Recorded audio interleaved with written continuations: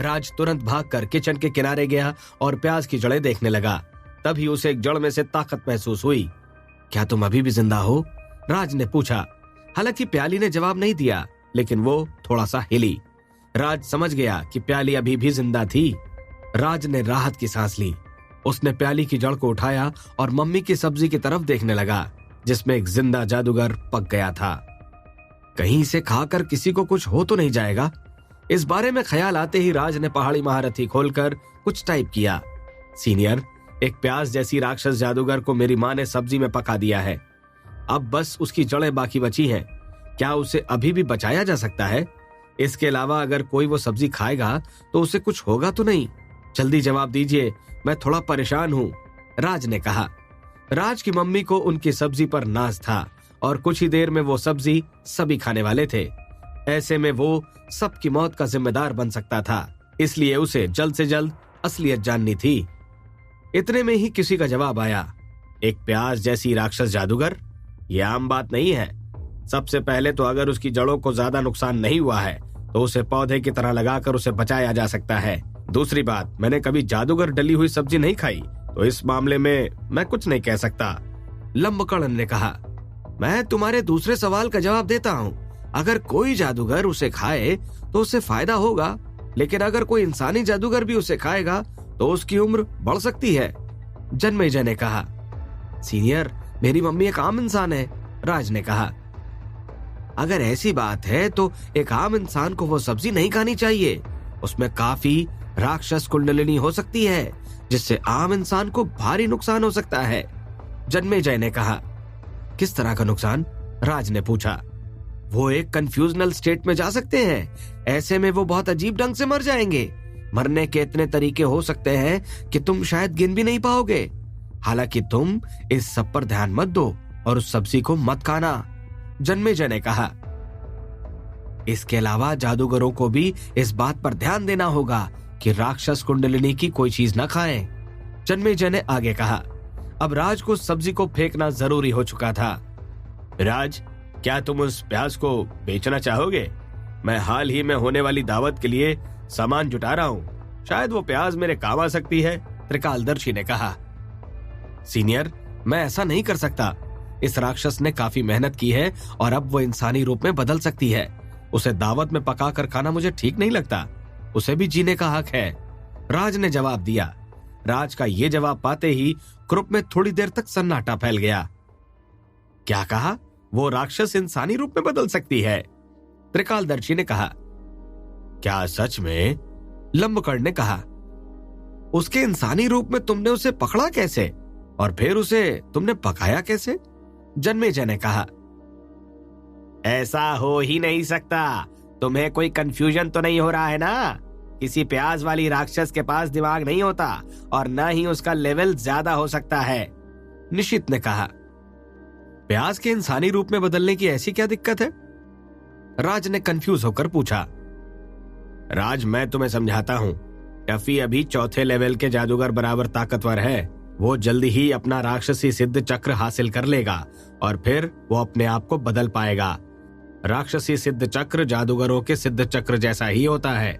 इसके बिना कोई भी राक्षस अपना रूप नहीं बदल सकता। जानवर वाले जो राक्षस होते हैं उन्हें भी इंसानी रूप बदलने में काफी दिक्कत होती है। फिर चौथे वाले राक्षसों में तो इतना दिमाग भी नहीं होता कि वो अपना रूप बदल पाए, बाबा बैरागी ने कहा। शायद वो प्याज कुछ अलग हो सकती है, शल्य ने कहा। तुम्हें उसे पौधे के तौर पर लगा देना चाहिए, फिर तुम्हें देखना होगा कि उसमें ऐसा क्या अलग है। शायद उसके पास कोई जादुई खजाना होगा, त्रिकालदर्शी ने कहा। शायद ये प्याज पुराने जमाने से ताल्लुक रखती हो, लंबकड़ ने कहा। ग्रुप के सभी सीनियर्स धीरे धीरे करके अपनी अपनी राय देने लगे, जिसके कारण राज ने फोन एक तरफ रख दिया। इसके बाद राज ने सब्जी उठाई और थोड़ी देर बाद उसे कचरे में फेंकने का मन बनाया। अभी राज के पास अपनी मम्मी की मेहनत को कचरे में फेंकने के अलावा और कोई तरीका नहीं बचा था। लेकिन राज अभी कचरे में सब्जी फेंकने ही वाला था कि तभी उसे अपनी मम्मी के कदमों की आहट सुनाई दी। राज तुरंत रुक गया। किचन में ट्रांसपेरेंट कांच लगा था। अगर वो सब्जी को डस्टबिन में फेंकेगा तो उसकी मम्मी उसे दूर से ही देख सकती थी, और अगर ऐसे में राज ने कोई ढंग का बहाना नहीं बनाया तो शायद उसे अपनी मम्मी का गुस्सा झेलना पड़ सकता था। लेकिन अब आखिर राज क्या करे, इस बारे में उसे सोचने की जरूरत थी। राज अपने दिमाग को दौड़ाने लगा। अरे नहीं, मम्मी तो बस आ ही गई, अब शायद इसे निपटाने का एक ही तरीका बचा है, राज ने मनी मन सोचा। राज, क्या तुम्हें वो प्याज की जड़ मिल गई? राज की मम्मी ने पूछा। राज ने अपने दांत पीसे और मुंह खोलकर सारी सब्जी अकेले ही गटक गया। जब तक उसकी मम्मी अपनी बात पूरी कर पाती, राज पूरी सब्जी निगल चुका था। सब्जी बहुत गर्म थी, लेकिन राज की फिलहाल मजबूरी फंसी थी। वो अभी के लिए और कुछ भी नहीं कर सकता था, इसलिए हिम्मत बांधकर उसने गर्म गर्म सब्जी एक ही झटके में पी ली। मम्मी, ये बहुत ही शानदार बनी थी, वाह वाह, लेकिन जल्दी जल्दी में पूरी सब्जी खा गया। अब पापा और बाकी लोगों के लिए सब्जी नहीं बची, राज ने कहा। राज ने एक बेवकूफी भरा लेकिन बचपने से भरा हुआ एक बहाना बनाया। राज की मम्मी ने राज की नादानी पर कुछ नहीं कहा और एक उंगली से उसके माथे को धकेल दिया। आखिर राज उनका सबसे प्यारा बच्चा था और खाने की चीज को खा लेना कोई गलत बात तो नहीं थी। ऐसे में राज की मम्मी को गुस्सा नहीं आ सकता था। राज बेवकूफों की तरह हंसता हुआ किचन से चला गया। अभी तक उसने सब्जी को पचाया नहीं था, इसलिए वो कमरे में जाकर उसे निकालना चाहता था। राज को उम्मीद थी कि सब्जी अभी उसके शरीर में ज्यादा अंदर नहीं गई होगी और अगर वो कोशिश करे तो उल्टी करके उसे बाहर निकाल सकता था। कमरे में आते ही राज ने दरवाजा लगाया और सब्जी बाहर निकालने की कोशिश करने लगा। राज बाथरूम में जमीन पर बैठ गया और उंगली मुंह में डालकर सब्जी की उल्टी करने की कोशिश करने लगा, लेकिन बहुत कोशिश के बाद भी राज कुछ नहीं कर पाया। राज हैरान था। राज ने अभी तक यही सीखा था कि तुरंत खाई चीज को बाहर निकाला जा सकता था, लेकिन राज की कहानी जादूगर होने के बाद थोड़ी बदल गई थी, या शायद उसके पीछे कोई और वजह भी थी। शायद अब उसके शरीर में उल्टी जैसी चीज नहीं बची थी। राज के सारे पैंतरे बर्बाद हो गए। तभी उसे अपने पेट में गर्मी का एहसास हुआ। ये एहसास ठीक वैसा ही था जैसा ठंड में गर्म सूप पीने पर होता है। धीरे धीरे उसके पेट की गर्मी फैलने लगी तो उसे समझ आया कि शायद वो परेशानी में फंस चुका था। क्या कुछ गड़बड़ है? मुझे अपने हाल ही के तजुर्बे थोड़े अजीब क्यों लग रहे हैं? राज ने मनी मन सोचा और बिस्तर के पास गया। बिस्तर पर वसीम अभी भी सो रहा था। ऐसे में अगर वसीम जाग जाता तो शायद राज के लिए अच्छा हो सकता था। वसीम चुटकी बजाते ही सारी परेशानियां दूर कर सकता था, लेकिन अभी राज का सहारा वो खुद ही था। अरे नहीं, मुझे कुछ अच्छा नहीं लग रहा। मेरी हालत अब बिगड़ रही है। मुझे जल्द ही कुछ करना होगा, वरना शायद मेरी हालत और भी बिगड़ सकती है, राज ने मनी मन सोचा। राज पालथी मार कर बैठ गया और उसने असली सेल्फ मेडिटेशन स्क्रिप्चर का सहारा लिया। वो अपने पेट में उमड़ रही ऊर्जा को हजम करने का तरीका ढूंढ रहा था। तुम्हें क्या लगा कि मुझे खाकर तुम ऐसे निकाल दोगे? राज की जेब में से प्याली की आवाज आई। जब राज की मम्मी प्याली को किचन में लेकर गई तो वो थोड़ी हैरान थी, लेकिन जब राज की मम्मी ने तलवार से प्याली को काटना चाहा तो उसके दिमाग में एक बहुत ही खतरनाक तरकीब आई। प्याली जानती थी कि अगर उसकी रक्षा कुंडलिनी किसी काम ना आई तो इंसानों को डराने के काम तो आ ही सकती है। उसे खाने से इंसान पागल होकर दूसरों को मार सकता था और आखिर में खुद को भी मार लेता। कुछ लोग आधे इंसान और आधे राक्षस बनने के बाद मर जाते। यहाँ तक कि जादूगर भी एक सही तरीके से न पकाए जाने पर राक्षस कुंडलिनी को नहीं पचा सकते थे। तुम मुझे पकाकर सब्जी बनाना चाहते थे ना? मैंने तुम्हारी दुआ कबूल कर ली। अब इसे खाकर उल्टी करने के बारे में सोचना भी मत। अब मेरी राक्षस कुंडलिनी का कमाल देखो। प्याली ने कहा।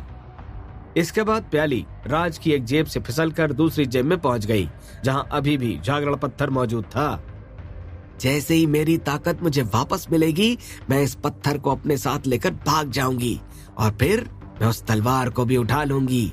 भले ही मैंने अपना शरीर खो दिया, लेकिन इस कीमती खजाने के लिए मैं इतना कुर्बान करने के लिए हमेशा से तैयार थी। अपनी जड़ों से जागरण पत्थर को लपेटे हुए प्याली ने कहा। प्याली ने अपना दांव खेल दिया था। उसकी साजिश पूरे परिवार के लिए थी, लेकिन फिलहाल अकेला राज ही बलि का बकरा बन गया था। राज को प्याली की इस साजिश के बारे में कुछ भी पता नहीं था, ना ही पहाड़ी महारथियों से उसे कोई जानकारी हासिल हुई थी। राज तो बस अपने परिवार की रक्षा करना चाहता था। उसने आओ देखा न ताओ और एक ही झटके में सब्जी निगल ली। प्याली ने राज को अपनी साजिश के बारे में बता तो दिया, लेकिन राज फिलहाल ऐसी परेशानी में फंसा था जहां उसकी मदद करने वाला कोई भी मौजूद नहीं था। राज पूरी तरह से अकेला पड़ गया था। वसीम अभी भी नींद में था और पहाड़ी महारथी राज की बात को अलग ही दिशा में ले जाकर अपनी बातें कर रहे थे।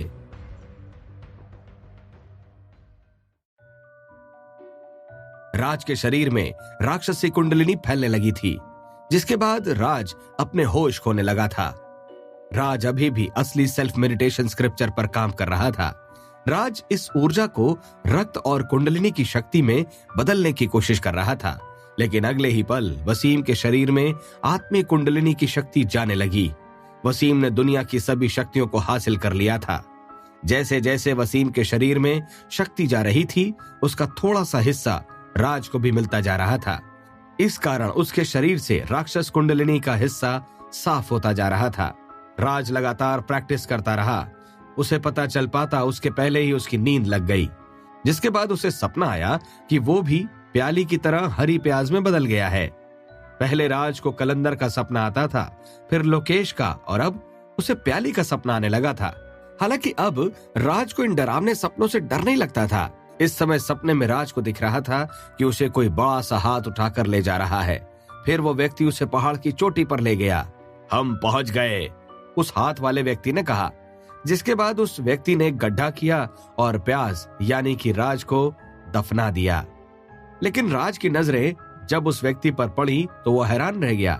ये कोई और नहीं बल्कि जनता था। ये वही शख्स था जो लोकेश वाले सपने में राज को दिखा था।